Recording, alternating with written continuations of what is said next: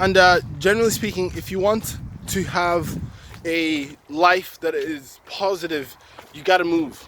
You got to move the body. You got to eat healthy. You got to get good sleep, and you got to make sure you're hydrated, because all those things are going to affect your wellness. They're all going to affect your wellness. And aside from that, you really gotta create. That's what I've learned along my journey. Is just create a system where you are focused on the positive things that are happening in your life. There are tons of positive things happening in your life. You have legs, you have arms, you have eyes.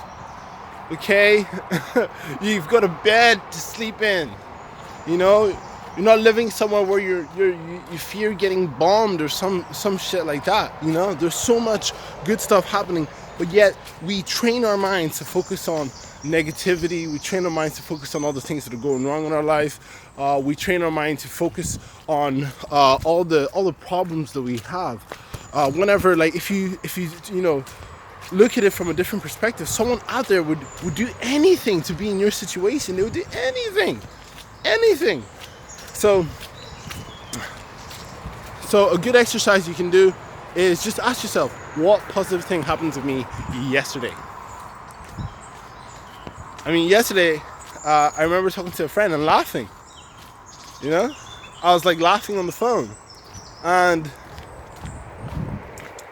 you know, I had a bed to sleep on yesterday. That was amazing. You know, I got to be outside in nature yesterday.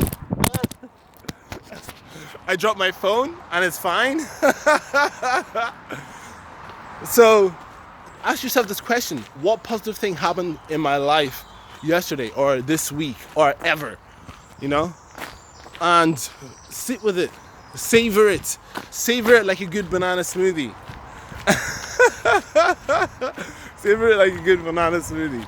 And just start creating the neural pathways to positive memories. You know, you've got two wolves in your mind. You know, the positive wolf and the negative wolf. And the one that grows is the one you feed. You know, weeds are growing in your mind automatically.